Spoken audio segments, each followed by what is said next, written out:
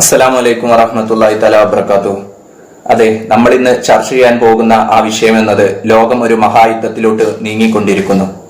അതിനെക്കുറിച്ച് പരിശുദ്ധ ഖുർആൻ എന്ത് താക്കീതാണ് മനുഷ്യകുലത്തിന് നൽകുന്നത് എന്നതിനെ സംബന്ധിച്ചാണ്. ഒന്നാം ലോക മഹായുദ്ധവും രണ്ടാം ലോക മഹായുദ്ധവും കഴിഞ്ഞുപോയി. അത് വിതച്ച വിപത്തുകൾ മനുഷ്യകുലത്തിൽ നിന്ന് നീങ്ങുന്നതിന് മുമ്പേ മറ്റൊരു മഹായുദ്ധം നമുക്ക് മുമ്പിലോട്ടായി വരുന്നു. 1400 വർഷങ്ങൾക്ക് മുമ്പ് പരിശുദ്ധ ഖുർആൻ ഇതിനെ സംബന്ധിച്ച് എന്താണ് പറയുന്നത്? നമുക്ക് ഓരോ ആയത്തുകളായി പരിശോധിക്കാം. പരിശുദ്ധ ഖുർആന്റെ വചനങ്ങൾ വെച്ച് ഇന്നും ഇന്നലെയും നമ്മൾ കേട്ട വാർത്തകൾ നമ്മുടെ കൺമുന്നിൽ വരുന്നതായി നിങ്ങൾക്ക് അനുഭവപ്പെടുന്നതാണ്. പരിശുദ്ധ ഖുർആനിലെ 104 സൂറത്തായ അൽ ഹുമസ, വൈലുല്ലി കുല്ലി ഉമസത്തിൽ ഉമസ എന്ന് തുടങ്ങുന്ന ആ പരിശുദ്ധ ഖുർആൻ വചനം നമുക്ക് ഏവർക്കും അറിയുന്നതാണ്. ആ സൂറത്തിൽ ഈ കാലഘട്ടത്തെ കുറിച്ച് എന്തൊരു താക്കീതാണ് മനുഷ്യകുലത്തിന് നൽകുന്നത് എന്ന് നമുക്ക് പരിശോധിക്കാം.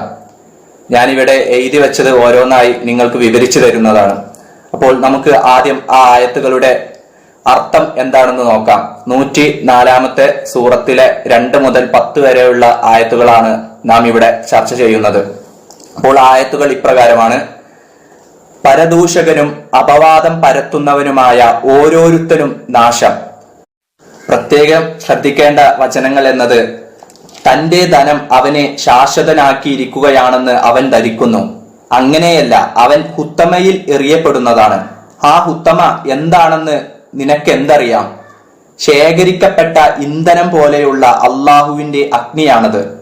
അവർക്കെതിരെ ഉപയോഗിക്കാനായി നീണ്ട സ്തംഭങ്ങളിൽ അടച്ചു പൂട്ടപ്പെട്ടതായിരിക്കും അത്. നമുക്കിതിന്റെ ഓരോ വിശദീകരണ തലങ്ങൾ പരിശോധിച്ചാൽ ഇപ്രകാരം കാണാവുന്നതാണ്. പാപികളായ ആളുകൾ ഹുത്തമയിൽ എറിയപ്പെടുന്നതായിട്ടാണ് ഈ ആയത്തുകളിൽ വർണ്ണിച്ചിട്ടുള്ളത്. ഉത്തമ എന്നാൽ അരണ്ട വെളിച്ചമുള്ള ഒരു മുറിയിലേക്ക്, അതായത് നമുക്കറിയാം, ഒരു അധികം വെളിച്ചമില്ലാത്ത ഒരു മുറിയിലോട്ട് ഒരു ചെറിയ രീതിയിൽ പ്രകാശം എവിടെ നിന്നെങ്കിലും വരുമ്പോൾ ആ പ്രകാശത്തിന്റെ വെളിച്ചത്തിൽ നമ്മൾ അന്തരീക്ഷത്തിലെ ചെറിയ ചെറിയ കണികകൾ, പൊടിപടലങ്ങളെല്ലാം കാണാറുണ്ട്. ഇപ്പോൾ ഒരു മരത്തിന്റെ തണലിലൂടെ അതിലൂടെ ഇറങ്ങി വരുന്ന വെളിച്ചത്തിലൂടെ നാം കാണുന്ന ആ പൊടിപടലങ്ങൾ ഉണ്ടല്ലോ, ഇതിനെയാണ് ഉത്തമ എന്നുള്ള പദം കൊണ്ട് സൂചിപ്പിക്കുന്നത്. അതായത് ഉത്തമ എന്നാൽ അരണ്ട വെളിച്ചമുള്ള ഒരു മുറിയിലേക്ക് കടന്നു വരുന്ന സൂര്യപ്രകാശത്തിന്റെ ഒരു കിരണത്തിൽ നാം കാണുന്ന ചെറിയ സൂക്ഷ്മമായ പൊടി, ഈ പൊടിയെയാണ് ഉത്തമ എന്ന് പറയുന്നത്. അതിൽ എറിയപ്പെടുമെന്നാണ് പരിശുദ്ധ ഖുർആൻ പറയുന്നത്. മനുഷ്യനെ എറിയപ്പെടുമെന്ന് പറഞ്ഞ ആ ഉത്തമയെ സംബന്ധിച്ച് അറബി ശബ്ദകോശങ്ങൾ നൽകുന്ന അർത്ഥം 2ആണ്. നമുക്കത് പരിശോധിക്കാം. അറബി ശബ്ദകോശങ്ങളിൽ നിന്ന് പരിശോധിച്ചാൽ ഉത്തമക്ക് 2 വിധത്തിലുള്ള ധാതുവാർത്ഥങ്ങൾ ഉണ്ടെന്ന് പറയുന്നു. അതിൽ ഹത്തമ എന്നതിന്റെ അർത്ഥം പൊടിക്കുക, അല്ലെങ്കിൽ അതിസൂക്ഷ്മ ഗണങ്ങളാക്കി ധൂമീകരിക്കുക എന്നെല്ലാമാണ്. രണ്ടാമത്തെ അർത്ഥം എന്നുള്ളത് രണ്ടാമത്തേത് ഹിത്തമ എന്നാണ്. ഏറ്റവും സൂക്ഷ്മമായ നിസാരമായ ചെറുകണിക എന്നാണ് ഹിത്തമയുടെ അർത്ഥം. ഏതെങ്കിലും ഒരു വസ്തുവിനെ ഏറ്റവും ചെറിയ രീതിയിൽ പൊടിച്ചാൽ അതിന്റെ ഏറ്റവും ചെറിയ കണികക്കാണ് ഹിത്തമ എന്നുള്ള പദം പറയുന്നത്. ആദ്യത്തെ പദം ഉത്തമ എന്നാണ്. ഉത്തമ എന്ന് പറഞ്ഞാൽ ഏതെങ്കിലും ഒരു വസ്തുവിനെ ഏറ്റവും ചെറിയ രീതിയിൽ പൊടിക്കുന്നതിനെയാണ് ഉത്തമ എന്ന് പറയാ. ഹിത്തമ എന്ന് പറഞ്ഞാൽ അങ്ങനെ പൊടിച്ചുണ്ടാക്കിയതിൽ ഏറ്റവും ചെറിയ കണികക്കാണ് ഹിത്തമ എന്ന് പറയാ. ഇതാണ് ഉത്തമ എന്ന പദത്തിന് ധാതാർത്ഥമായിട്ടുള്ള 2 പദങ്ങൾ.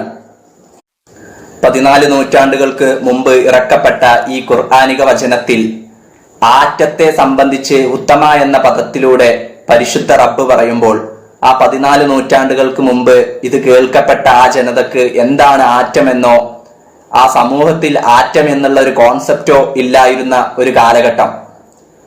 ആ കാലഘട്ടത്തിലാണ് ഉത്തമ എന്ന പദത്തിലൂടെ ഈ കാലഘട്ടത്തെ സംബന്ധിച്ചുള്ള ആറ്റോമിക് വികിരണങ്ങളെ കുറിച്ചുള്ള പ്രവചനം പരിശുദ്ധ ഖുർആനിൽ ഇറങ്ങുന്നത്.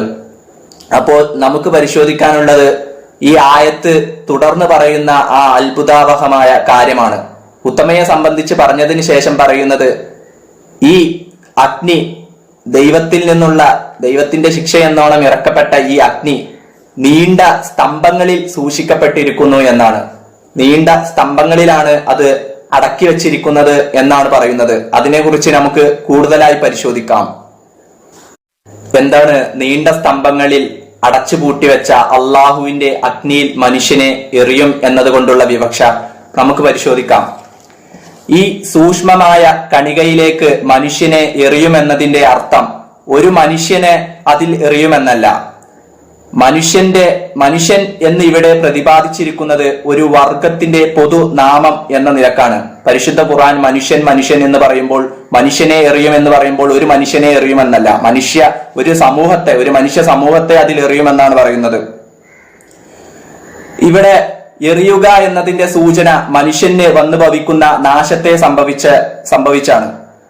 അളവറ്റ ഊർജം സംഭരിച്ചു വെച്ചിരിക്കുന്ന ആറ്റത്തിന്റെ രഹസ്യം മനുഷ്യൻ കണ്ടെത്തിയ ഈ കാലഘട്ടത്തിൽ, അതായത് നീണ്ട സ്തംഭങ്ങളിൽ അടച്ചു വെച്ച ആറ്റം, അതാണല്ലോ ഈ അളവറ്റ ഊർജം സംഭരിച്ചു വെച്ചിരിക്കുന്ന ആറ്റത്തിന്റെ രഹസ്യം മനുഷ്യൻ കണ്ടെത്തിയ ഈ കാലഘട്ടത്തിലാണ് ഇതിന്റെ അർത്ഥം ഗ്രഹിക്കാൻ സാധിക്കുന്നത്. ഒരു ചെറിയ ഗണത്തിൽ ഉള്ളടക്കം ചെയ്തിരിക്കുന്ന അഗ്നി പുറത്തേക്ക് വമിക്കുകയും ആയിരക്കണക്കിന് മൈൽ വിസ്തീർണമുള്ള വിശാലമായ ഭൂപ്രദേശങ്ങളെ വിഴുങ്ങുകയും ചെയ്യുന്ന കാലഘട്ടമാണിത്. മനുഷ്യനെയും മറ്റെല്ലാ വസ്തുക്കളെയും ഉൾപ്പെടെ അതിനെ എത്തിപ്പെടാൻ കഴിയുന്നിടം വരെയുള്ള എല്ലാറ്റിനെയും അത് വിഴുങ്ങുന്നു. വിശുദ്ധ ഖുർആനിലെ 44-ാം സൂറത്തായ അൽ ദുഖാനിലും ഈ ഒരു ധൂമത്തെ കുറിച്ച്, ഈ ഒരു മേഘത്തെ കുറിച്ച്, ഈ ഭയാനകമായ മേഘത്തെ കുറിച്ചും പ്രതിപാദിക്കുന്നുണ്ട്. അതിലെ 44-ാം സൂറത്തിലെ 11 മുതൽ 12 വരെയുള്ള ആയത്തുകൾ, അതിന്റെ അർത്ഥം എന്താണെന്ന് നമുക്ക് പരിശോധിക്കാം. അതിനാൽ ആകാശം സ്പഷ്ടമായ ഒരു തരം ധൂമത്തെ കൊണ്ട് വരുന്നൊരു നാളിനെ നോക്കി പാർക്കുക. അതിനാൽ ആകാശം സ്പഷ്ടമായ ഒരു തരം ധൂമത്തെ കൊണ്ടുവരുന്നൊരു നാളിനെ നോക്കി പാർക്കുക. അത് ജനങ്ങൾക്ക് മീതെ ഒരു നിഴൽ വിരിക്കും. ഇത് വേദനാജനകമായ ഒരു യാതനയായിരിക്കും. ഈ ധൂമത്തിന്റെ സ്വഭാവം വീണ്ടും താഴെ കാണുന്ന വചനങ്ങളിൽ വിവരിക്കുന്നു. അത് സൂറ 77-ാം സൂറത്തിലെ 30 മുതൽ 34 വരെയുള്ള ആയത്തുകളാണ്. അതിപ്രകാരമാണ് അതിന്റെ അർത്ഥം: നിങ്ങൾ നിഷേധിച്ചു കൊണ്ടിരിക്കുന്നതിലേക്ക് നിങ്ങൾ പോവുക. 3 ശാഖകളുള്ള ആ നിഴലിലേക്ക് നിങ്ങൾ പോവുക. അതൊരിക്കലും നിങ്ങൾക്ക് തണൽ തരുന്നതല്ല. ഒരു നിഴലായിരിക്കും, ഒരു ധൂമമാണ്, ഒരു മേഘമാണ്. അത് ആകാശത്ത് ഇങ്ങനെ വിടർന്നു നിൽക്കുന്ന ഒരു മേഘം. ഈ മേഘം ഒരിക്കലും ജനങ്ങൾക്ക് നിഴൽ നൽകുകയില്ല. തീജ്വാലയിൽ നിന്ന് നിങ്ങളെ രക്ഷിക്കുന്നതുമല്ല. ഈ ഒരു മേഘം, ഈ ഒരു നിഴൽ ഒരിക്കലും നിങ്ങളെ തീജ്വാലയിൽ നിന്ന് രക്ഷിക്കുന്നതുമല്ല. അത് സൗദ സമാനമായ തീജ്വാലകൾ പരത്തും. എന്നാൽ ഈ മേഘം എന്നത് ഭയങ്കരമായ തീജ്വാലകൾ പരത്തുന്നതാണ്. അത് മഞ്ഞ നിറത്തിലുള്ള ഒട്ടകങ്ങളെ പോലെയായിരിക്കും. എന്താണ് അതെന്ന് നമുക്ക് പരിശോധിക്കാം. 2-ാം ലോക മഹായുദ്ധത്തിലെ ആ ഒരു ചിത്രം നമ്മുടെ ഏവരുടെയും മനസ്സിലുള്ളതാണ്. അമേരിക്ക ജപ്പാനിലെ ഹിരോഷിമയിൽ ആറ്റം ബോംബ് വർഷിച്ചപ്പോൾ നാം കണ്ടതാണ് പരിശുദ്ധ ഖുർആൻ പറയുന്ന ഈ ധൂമത്തെ, ഈ മേഘത്തെ, നിഴൽ വിരിക്കുന്ന, എന്നാൽ ആർക്കും അത് തണലേകുന്നില്ല, തീജ്വാല വമിക്കുന്ന ആ ഒരു മേഘത്തെ നാം ഏവരും ചിത്രീകരണത്തിൽ കണ്ടിട്ടുള്ളതാണ്. എന്താണ് അതുകൊണ്ടുള്ള സ്പഷ്ടമായ പരിശുദ്ധ ഖുർആന്റെ വിവരണം? സ്ഫോടനം നടന്ന ഉടനെ തന്നെ വളരെയധികം ഗാമാരശ്മികളും ന്യൂട്രോണുകളും എക്സ്റേകളും ഉത്സർജിക്കപ്പെടുന്നു. എക്സ്റേ വമ്പിച്ച തോതിൽ താപം ഉയർത്തുന്നു. അങ്ങനെ അണുവിസ്ഫോടനത്തിൽ മോചിപ്പിക്കപ്പെടുന്നു. അത്യധികം താപം ഭീമാകാരമായ ഒരു അഗ്നിഗോളത്തെ സൃഷ്ടിക്കുകയും അത് ഉടൻ മുകളിലോട്ടുയരുകയും ചെയ്യുന്നു. ഈ അഗ്നിഗോളം ദൂരെ നിന്ന് വലുതായി കാണാവുന്ന വിധം ബൃഹദാകാരമുള്ള ഒരു കൂൺ പോലെ അഗ്നിയുടെ ഒരു മേലാപ്പായി തീരുന്നു. രക്ഷ നൽകുന്നതിനു പകരം ഈ മേഘം ദാരുണമായ അതിഭയാനകരമായ ശിക്ഷയാണ് നമുക്ക് നൽകുന്നത്. ആ നിഴലിനു കീഴിലുള്ള യാതൊന്നും സുരക്ഷിതമല്ല. ഇത് തികച്ചും റേഡിയോ പ്രസരണമുള്ള ന്യൂക്ലിയർ മേഘങ്ങളെ കുറിച്ചുള്ള വിവരണമാണ്. ഇവിടെ വിവരിക്കപ്പെട്ട സംഭവത്തിൽ മഞ്ഞ നിറത്തിൽ കാണപ്പെടുന്ന വൻ അഗ്നിനാളത്തെ കുറിച്ചും പറയപ്പെട്ടിരിക്കുന്നു. പരിശുദ്ധ ഖുർആൻ പറയുന്നുണ്ട്, മഞ്ഞ നിറത്തിലുള്ള എന്ന് വിശേഷിപ്പിച്ചുകൊണ്ട് പറയുന്നുണ്ട്. ഇവിടെ വിവരിക്കപ്പെട്ട സംഭവത്തിൽ മഞ്ഞ നിറത്തിൽ കാണപ്പെടുന്ന വൻ അഗ്നിനാളത്തെ കുറിച്ച് പറയപ്പെട്ടിരിക്കുന്നു. അത് ഉയർന്ന കെട്ടിടത്തെ പോലെയും ഒട്ടകത്തെ പോലെയും കാണപ്പെടുന്നു എന്നും പറയുന്നു. ഒരുപക്ഷെ ഒട്ടകത്തിന്റെ നിറം മാത്രമല്ല, അതിന്റെ പൂഞ്ഞയുടെ ആകൃതിയുടെ സാമ്യത പോലും ഇവിടെ വർണ്ണിക്കപ്പെട്ടിരിക്കുന്നു. 1400 വർഷങ്ങൾക്ക് മുമ്പ് ഇതിന്റെ പരിശുദ്ധ ഖുർആന്റെ ശ്രോതാക്കൾക്ക് മനസ്സിലാവുന്ന വിധം, അതാണ് പരിശുദ്ധ ഖുർആനിലെ സൂറ ജുമുഅയിൽ പറയുന്നുണ്ട്, അക്ഷരജ്ഞാനമില്ലാത്ത അറബികളിലോട്ട് എന്ന് പറയുന്നുണ്ട്. അക്ഷരജ്ഞാനമില്ലാത്ത ഒരു ജനതയിലോട്ട് എത്ര വിശാലമായ അർത്ഥത്തോടു കൂടിയാണ് പരിശുദ്ധ റബ്ബ് കാര്യങ്ങൾ വിശദീകരിച്ചത്. അത് ഈ കാലഘട്ടത്തിൽ എത്ര അർത്ഥവഹമായാണ് പുലരുന്നത്. നമ്മൾ ഇതുവരെ സംസാരിച്ചത് പരിശുദ്ധ ഖുർആനിൽ പറയുന്ന ലോകമഹായുദ്ധങ്ങളിൽ സംഭവിക്കുന്ന സംഭവ വികാസത്തെ കുറിച്ചുള്ള വിവരണമാണ്. ഇതേ പരിശുദ്ധ ഖുർആൻ ആരാണ് ഈ ലോകമഹായുദ്ധങ്ങൾക്ക് ചുക്കാൻ പിടിക്കുന്നത് എന്നും ഒരു 3-ാം ലോക മഹായുദ്ധം സംഭവിക്കുമെന്നും ആ 3-ാം ലോക മഹായുദ്ധത്തിന് പിന്നിൽ അണിനിരക്കുന്ന ഇതിന് കാരണക്കാരായിട്ടുള്ള ജനതയെ സംബന്ധിച്ചും വളരെ വ്യക്തമായ മുന്നറിയിപ്പ് നൽകുന്നുണ്ട്. നമുക്കതും കൂടി നോക്കാം.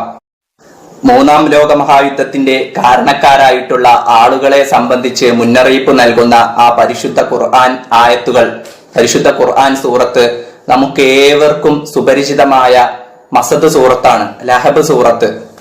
ഈ അടുത്തായി യുക്തിവാദിയായ അയ്യൂബ് മൗലവി പരിശുദ്ധ ഖുർആന്റെ ശ്രോതാക്കളിലോട്ട് ഇസ്ലാം മത വിശ്വാസികളെ വെല്ലുവിളിച്ചുകൊണ്ട് പറഞ്ഞു, പരിശുദ്ധ ഖുർആനിൽ കാലഹരണപ്പെട്ടു പോയ ആയത്തുകളുണ്ട് എന്ന് പറഞ്ഞിട്ട് ലഹബ് സൂറത്തിനെ ചൂണ്ടിക്കാണിച്ച് ഈ സൂറത്തിന് ഇന്ന് എന്ത് പ്രസക്തിയാണുള്ളത്?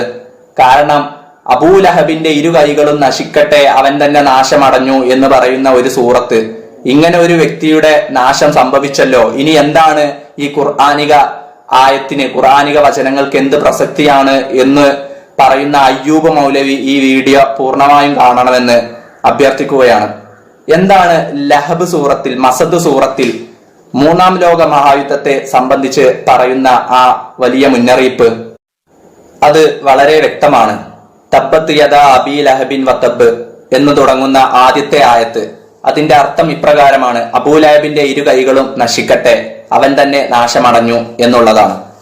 എന്താണ് ഈ ആയത്ത് നമുക്ക് കൂടുതൽ പരിശോധിച്ചാൽ മനസ്സിലാവുന്നത്? അബൂലഹബിന്റെ 2 കൈകളും നശിക്കട്ടെ. അബൂലഹബ് ഒരിക്കലും പിതൃവ്യന്റെ, മുഹമ്മദ് നബി സല്ലല്ലാഹു അലൈഹി വസല്ലമയുടെ പിതൃവ്യന്റെ യഥാർത്ഥ നാമമല്ല അബൂലഹബ്. അബൂലഹബ് എന്നുള്ളത് മുഹമ്മദ് നബി സല്ലല്ലാഹു അലൈഹി വസല്ലമയുടെ പിതൃവ്യന്റെ പരിശുദ്ധ ഖുർആൻ പറഞ്ഞ നാമമാണ് അബൂലഹബ്. അബൂലഹബിന്റെ വാക്കർത്ഥം എന്നുള്ളത് അബു, പിതാവ്, ലഹബ് എന്ന തീയിന്റെ പിതാവ്, തീയുടെ വാപ്പ എന്നാണ് അബൂലഹബിന്റെ വാക്കർത്ഥം തന്നെ. ഈ അബൂലഹബ് എന്നുള്ള നാമം മുഹമ്മദ് നബി സല്ലല്ലാഹു അലൈഹി വസല്ലമയുടെ പിതൃവ്യന് ലഭിക്കാൻ തന്നെ കാരണം, നാം പറയാറുണ്ട്, അധികമായി കോപിക്കുന്ന ആളുകളെ നീ എന്താണ് ചൂടാവുന്നത്, നീ എന്താണ് കിടന്ന് കത്തുന്നത് എന്നെല്ലാം പല ഭാഷകളിലായി നമ്മൾ പറയാറുണ്ട്. അത് സർവ്വസാധാരണമാണ്. അതായത് ചൂടാകുന്ന പ്രകൃതക്കാരെ നമ്മൾ തീയിനോട് ഉപമിക്കാറുണ്ട്. അപ്പോൾ ഇവിടെ തീയിന്റെ വാപ്പ മുഹമ്മദ് നബി സല്ലല്ലാഹു അലൈഹി വസല്ലമയുടെ പിതൃവ്യൻ മുഹമ്മദ് നബി സല്ലല്ലാഹു അലൈഹി വസല്ലമയുടെ മേൽ അതിയായി കോപം പ്രകടിപ്പിച്ചു. അതുകൊണ്ടാണ് അദ്ദേഹത്തെ അബൂലഹബ്, തീയിന്റെ വാപ്പ എന്ന് പറയുന്നത്. ഇവിടെ തീയിന്റെ വാപ്പ ഈ കാലഘട്ടത്തിലും ഇസ്ലാമിന് തീയിന്റെ വാപ്പകളുണ്ട്. തീ അഗ്നി, ഇസ്ലാമിന്റെ മേൽ കോപം പ്രകടിപ്പിക്കുന്ന, നമ്മൾ പരിശോധിച്ചാൽ അറിയാം, മിഡിൽ ഈസ്റ്റിലെ ഇസ്ലാമിക രാജ്യങ്ങൾ ഒരു കാലഘട്ടത്തിൽ പ്രതാപം കൊണ്ട് നടന്നിരുന്ന ഇസ്രയേലും ഫലസ്തീനും ഇറാഖും പോലുള്ള ഒരുപാട് ദേശങ്ങൾ ഇന്ന് ഇസ്ലാമിനെതിരെ കോപം പ്രകടിപ്പിക്കുന്ന തീയിന്റെ വാപ്പകളുടെ കൈ കടത്തലുകളാൽ നശിപ്പിക്കപ്പെട്ടത്. എന്താണ് അവരുടെ 2 കൈകൾ? അബൂലഹബിന്റെ 2 കൈകളും നശിക്കട്ടെ, തീയിന്റെ വാപ്പകളുടെ 2 കൈകളും നശിക്കട്ടെ. ആ 2 കൈകൾ എന്ന് പറഞ്ഞാൽ ക്യാപിറ്റലിസവും കമ്മ്യൂണിസവുമാണ്. ഇത് പറയാൻ കാരണം എന്ന് പറഞ്ഞാൽ, തീയിന്റെ വാപ്പകളായി 2 ചേരിയിൽ നിൽക്കുന്ന അമേരിക്കയും റഷ്യയും എടുത്താൽ, അമേരിക്ക എന്ന് പറഞ്ഞാൽ ക്യാപിറ്റലിസവും റഷ്യ എന്ന് പറഞ്ഞാൽ കമ്മ്യൂണിസ്റ്റ് ഭരണവുമാണ് അവരുടെ കയ്യിൽ. ക്യാപിറ്റലിസ്റ്റ് ഭരണമായിട്ടുള്ള അമേരിക്കയിൽ ബഹുദൈവാരാധനയാണ് അവിടെയുള്ളത്. എന്നാൽ കമ്മ്യൂണിസ്റ്റ് ചേരികളിലോ അവിടെ നിരീശ്വരവാദവുമാണ്. ഈ ബഹുദൈവാരാധനയും നിരീശ്വരവാദവുമായിട്ടുള്ള ക്യാപിറ്റലിസവും കമ്മ്യൂണിസവും മുതലാളിത്ത തൊഴിലാളിത്ത വർഗത്തിന്റെയും നാശത്തെ കുറിച്ച്, അവരുടെ ഈ ചേരിതിരിവിനെ സംബന്ധിച്ചുള്ള ആ അബൂലഹബിന്റെ ഈ തീയിന്റെ വാപ്പകളായ അമേരിക്കയെയും റഷ്യയെയും സംബന്ധിച്ചുള്ള, അവരാണല്ലോ തീ കൊണ്ട് കളിക്കുന്ന ആളുകൾ. ലോകത്ത് തീ കൊണ്ട് പണം ഉണ്ടാക്കുന്ന, അതായത് ആയുധ കച്ചവടം നടത്തി പണം ഉണ്ടാക്കുന്ന രണ്ട് കൂട്ടരാണ് അമേരിക്കയും റഷ്യയും. ഇവരെ സംബന്ധിച്ച് റസൂൽ തിരുമേനി സല്ലല്ലാഹു അലൈഹി വസല്ലം പറഞ്ഞിട്ടുണ്ട്, അവർ തീ കൊണ്ട് കളിക്കുന്ന ഒരു വിഭാഗമായിരിക്കും. അവർ മേലോട്ട് തീയമ്പ് വിടും. തീയമ്പ് വിടും എന്ന് പറഞ്ഞാൽ ഇന്നത്തെ റോക്കറ്റിനെ സംബന്ധിച്ചാണ് അന്ന് തീയമ്പ് എന്ന് പറഞ്ഞത്, മിസൈലിനെ സംബന്ധിച്ച്. അവർ ഇത് ഉൽപ്പാദിപ്പിക്കുന്ന ജനങ്ങളുടെ സമ്പത്ത് കാർന്നു തിന്നുന്ന രണ്ട് കൂട്ടരായിരിക്കും. ഈ രണ്ട് ചേരികളെ കുറിച്ചാണ്, ഈ രണ്ട് ചേരികളാണ് ഇന്നത്തെ അമേരിക്കയും റഷ്യയും. ഒന്നാം ലോകമായുദ്ധവും രണ്ടാം ലോകമായുദ്ധവും എല്ലാം പരിശോധിച്ചാൽ നമുക്ക് കാണാം, ക്യാപിറ്റലിസത്തിന്റെയും കമ്മ്യൂണിസത്തിന്റെയും രണ്ട് ചേരികൾ ഉണ്ടായിരുന്നു. അവരുടെ തലപ്പത്ത് ഇന്ന് റഷ്യയും അമേരിക്കയുമാണ്. അപ്പോൾ ഇന്നത്തെ തീയിന്റെ വാപ്പ അബൂലഹബ് എന്ന് പറഞ്ഞാൽ അമേരിക്കയും റഷ്യയുമാണ്. അവരുടെ ഇരു കൈകൾ എന്ന് പറഞ്ഞാൽ ബഹുദൈവാരാധനയെയും നിരീശ്വരവാദത്തെയുമാണ് സൂചിപ്പിക്കുന്നത്. ഇത് നാശമടയും, ഇത് നശിക്കുക തന്നെ ചെയ്യും എന്നാണ് ആദ്യത്തെ വചനത്തിൽ ഈ കാലഘട്ടത്തിലെ പരിശുദ്ധ ഖുർആന്റെ വ്യാഖ്യാനം, യഥാർത്ഥ അർത്ഥതലം എന്നുള്ള നിലക്ക് നമുക്ക് പരിശോധിക്കാനുള്ളത്. ഇനി രണ്ടാമത്തെ ആയത്ത് എന്നത് മാ അഹ്ന അൻഹു മാലുഹു വമാ കസബ്. ഇതാണ് അടുത്ത ഖുർആനിക ആയത്ത്. അതായത് ഇതിന്റെ വിവക്ഷ എന്നത് അവന്റെ ധനവും അവൻ സമ്പാദിച്ചതും അവന് ഉപകാരപ്പെട്ടില്ല എന്നുള്ളതാണ്. എന്താണ് ഈ അമേരിക്ക റഷ്യ, അതായത് തീയിന്റെ വാപ്പകളുടെ, ഈ കാലഘട്ടത്തിലെ തീയിന്റെ വാപ്പകളുടെ ധനം എന്നത്? അവർ ഈ തീയിനാൽ സമ്പാദിച്ച, അതായത് ആയുധ കച്ചവടം നടത്തി അവർ സമ്പാദിച്ച അവരുടെ ധനം, അവരുടെ ടെക്നോളജികൾ മുഖേന അവർ സമ്പാദിച്ച അവരുടെ ധനം. എന്നാൽ അവരുടെ ധനവും അവർ സമ്പാദിച്ചതും, എന്താണ് അവർ സമ്പാദിച്ചത്? അവർ സമ്പാദിച്ചത് എന്ന് പറഞ്ഞാൽ ദരിദ്ര രാഷ്ട്രങ്ങളിൽ നിന്നും അവികസിത രാഷ്ട്രങ്ങളിൽ നിന്നും എല്ലാം അവർ നേടിയെടുത്ത ഉടമ്പടികൾ മൂലം, ആയുധ കച്ചവട കരാറുകൾ മൂലം അവർ മറ്റുള്ള ജനരാഷ്ട്രങ്ങളെ പിഴിഞ്ഞെടുത്ത പണം, ഇതൊന്നും അവർക്ക് ഉപകരിക്കാത്ത ഒരു കാലഘട്ടം ഇതാ അടുത്തിരിക്കുന്നു എന്നാണ് പറയുന്നത്. അടുത്ത ആയത്ത് എന്നത് സയസ്ലാനാറൻ ദാത്തലഹബ് എന്നതാണ്. അതായത് അവൻ ജ്വലിക്കുന്ന അഗ്നിയിൽ അവൻ പ്രവേശിപ്പിക്കപ്പെടുന്നതാണ് എന്നാണ്, കിടന്നെരിയുന്നതാണ്. ആ ജ്വലിക്കുന്ന അഗ്നിയിൽ അവൻ കിടന്നെരിയുന്നത് ആണ് എന്നാണ് ആ ആയത്തിന്റെ അർത്ഥം. അതായത് അവർ തന്നെ കണ്ടുപിടിച്ച, ഞാൻ മുമ്പ് ഒരുപാട് പറഞ്ഞല്ലോ ഈ ജ്വാലാഗ്നി എന്നതുകൊണ്ട് എന്താണ് വിവക്ഷ എന്ന്. അവരുടെ തന്നെ ഈ ജ്വാലാഗ്നിയിൽ, അവർ തന്നെ കണ്ടുപിടിച്ച ഇത്തരം ജ്വാലാഗ്നിയിൽ കിടന്ന് അവർ തന്നെ എരിഞ്ഞമർന്ന് അവർ തന്നെ നാശമടയുന്നതാണ് എന്നാണ് ഇതുകൊണ്ടുള്ള വിവക്ഷ. ഇന്നും ഇന്നലെയും നാം കേട്ട വാർത്തകളെ സംബന്ധിച്ച് പരിശുദ്ധ ഖുർആൻ പറയുന്നു എന്ന് പറഞ്ഞു തുടങ്ങിയ വീഡിയോയാണ്. അടുത്ത മസദ് സൂറത്തിലെ അടുത്ത ആയത്ത് വംറത്തുഹു അമ്മാലത്തൽ ഹത്തബ് എന്ന് തുടങ്ങുന്ന അത്ഭുതാവഹമായ ആയത്ത്. ആ ആയത്ത് നമുക്ക് പരിശോധിക്കാം. വംറത്തുഹു അമ്മാലത്തൽ ഹത്തബ്, എന്താണ് അതിന്റെ വിവക്ഷ എന്നറിയാമോ? അവന്റെ ഭാര്യയും, അതെ, ആ വിറക് ചുമട്ടുകാരിയായ അവന്റെ ഭാര്യയും നാശമടയുന്നതാണ് എന്നാണ് അതിന്റെ അർത്ഥം. എന്താണ് വിറക് ചുമട്ടുകാരി? എന്താണ് വിറക്? ഞാൻ പറഞ്ഞു, അബൂലഹബ് എന്ന് പറയുന്നത് കോപം പ്രകടിപ്പിക്കുന്നവരെ പരിശുദ്ധ ഖുർആൻ വിശേഷിപ്പിച്ച പദമാണ് എന്നുള്ളത്. നമ്മൾ രണ്ട് പേർ തമ്മിൽ നടക്കുന്ന തർക്കത്തിനിടക്ക് മൂന്നാമതൊരാൾ വന്നിട്ട് ഏതെങ്കിലും ഒരു വ്യക്തിയെ തിരികയറ്റും. നമ്മൾ തിരികയറ്റും എന്നാണ് പദം പ്രയോഗിക്കാറ്, അല്ലെങ്കിൽ മണ്ണെണ്ണ ഒഴിച്ചു കൊടുക്കുക എന്നൊക്കെ പറയും. അതായത് ഒരു വ്യക്തി അധികം കോപം പ്രകടിപ്പിക്കാൻ വേണ്ടി അധികമായി അവർക്ക് പ്രചോദനം നൽകുന്ന ആളുകളെ ഈ അധികം തിരികയറ്റണ്ട എന്നൊക്കെ പറയും. ഇതാണ് വിറക് ചുമട്ടുകാരിയായ അവന്റെ ഭാര്യ എന്ന് പറയുന്നത്. കാരണം മുഹമ്മദ് നബി സല്ലല്ലാഹു അലൈഹി വസല്ലമയെ സംബന്ധിച്ചുള്ള അപവാദങ്ങൾ അബൂലഹബിന് വിവരം അറിയിച്ചു കൊടുക്കുന്നത് അവന്റെ ഭാര്യയായിരുന്നു. അതായത് തീ കത്താൻ, അന്ന് തീ കത്തിക്കുന്ന ഇന്ധനം എന്ന് പറഞ്ഞാൽ വിറകാണ്. അന്നത്തെ ഇന്ധനം എന്ന് പറഞ്ഞാൽ വിറകാണ്. ഇന്നാണ് പെട്രോളും ഡീസലും എല്ലാം വന്നത്. അപ്പോൾ വിറക് ചുമട്ടുകാരിയായ അവന്റെ ഭാര്യയ്ക്കു നാശം. എന്നാൽ ഇന്നത്തെ അബൂലഹബിന്റെ മുഖം എന്നുള്ളത് അമേരിക്കക്കും റഷ്യക്കുമാണുള്ളത്. ഈ അമേരിക്കക്കും റഷ്യക്കും ഇടയിലുള്ള വിറക് ചുമട്ടുകാരിയായ ഭാര്യ ആരാണ്? അതായത് ഇന്ധനം നൽകുന്ന, ഈ അമേരിക്കക്കും റഷ്യക്കും ഇന്ധനം നൽകുന്ന ഇവരുടെ ഭാര്യ, സഖ്യകക്ഷി ആരാണ്? അത് നമുക്ക് പരിശോധിക്കാം. അത് അടുത്ത ആയത്തിലാണ് പറയുന്നത്. ഈ അമേരിക്കക്കും റഷ്യക്കും ഇന്ധനം നൽകുന്ന, അതായത് ഇന്നത്തെ വിറകായിട്ടുള്ള, ഇന്നത്തെ ഇന്ധനമായിട്ടുള്ള പെട്രോളും ഡീസലും നൽകുന്ന ഇവരുടെ സഖ്യകക്ഷിയായിട്ടുള്ള ഭാര്യ ആരാണെന്ന് ഖുർആനിക അത്ഭുതാവഹമായ ഖുർആനിക വചനം അടുത്ത ആയത്തിൽ പറയുന്നു. അതെ, അടുത്ത ആയത്ത് എന്നത് ഫി ജീദിഹ അബ്ലും മിൻ മസദ് എന്നുള്ളതാണ്. ആ ആയത്തിന്റെ വിവക്ഷ എന്ന് പറഞ്ഞാൽ ഈന്തപ്പന നാരുകൊണ്ട് ചുറ്റപ്പെട്ടവൾ എന്നുള്ളതാണ്. ആരാണ് ഈ അബൂലഹബിന്റെ ഈന്തപ്പന നാരുകൊണ്ട് ചുറ്റപ്പെട്ട ഈ വിറക് ചുമട്ടുകാരിയായ ഭാര്യ? അബൂലഹബ് എന്ന ഈ തീയിന്റെ വാപ്പ, ഇന്നത്തെ ഇസ്ലാമിക ലോകത്തിന്റെ തീയിന്റെ വാപ്പകളായ അമേരിക്കക്കും റഷ്യക്കും ഇന്ധന കച്ചവടം നടത്തുന്ന ആ ഈന്തപ്പന നാരുകൊണ്ട് ചുറ്റപ്പെട്ട ആ സഖ്യകക്ഷിയായിട്ടുള്ള ഭാര്യ, ആ രാഷ്ട്രം ഏതാണ്? അത് സൗദി അറേബ്യയാണ്. നമുക്കറിയാം, ഇന്നും ഇന്നലെയുമായി ഞാൻ വാർത്തകളിൽ കേട്ടു, ഇറാനെതിരെ അമേരിക്ക യുദ്ധത്തിനൊരുങ്ങുന്ന വിവരങ്ങളെല്ലാം. ഒരു വിഭാഗത്തെ സപ്പോർട്ട് ചെയ്യുമ്പോൾ അതിനെതിരായിട്ട് മറ്റൊരു വിഭാഗം ഇറങ്ങുന്നു. എന്തിന്? ആയുധ കച്ചവടത്തിനായി. ഇറാനെ റഷ്യ സപ്പോർട്ട് ചെയ്യുന്നു, ഇറാനെതിരെ സൗദി അറേബ്യയും അമേരിക്കയും ഒന്നിക്കുന്നു. സിറിയയും ഫലസ്തീനും എല്ലാം എടുത്തു നോക്കിയാൽ നമുക്ക് കാണാവുന്നതാണ്. ഒരു വിഭാഗത്തെ തമ്മിൽ പ്രശ്നമുള്ള ഇവരുടെ ആഭ്യന്തര പ്രശ്നങ്ങളിലെല്ലാം ഇടപെടുമ്പോൾ ഒരു വിമത കൂട്ടരെ ഒരു വിഭാഗം സപ്പോർട്ട് ചെയ്യുമ്പോൾ, അമേരിക്ക വിമതരെ സപ്പോർട്ട് ചെയ്യുകയാണെങ്കിൽ റഷ്യ ആ ഗവൺമെന്റിനെ സപ്പോർട്ട് ചെയ്യും. അമേരിക്ക ഗവൺമെന്റിനെ സപ്പോർട്ട് ചെയ്യുകയാണെങ്കിൽ റഷ്യ വിമതരെ സപ്പോർട്ട് ചെയ്യും. എന്തിനാണ് ഇവർ ഇങ്ങനെ പരസ്പരം അങ്ങോട്ടും ഇങ്ങോട്ടും സപ്പോർട്ട് ചെയ്ത് നിലനിൽക്കുന്നത്?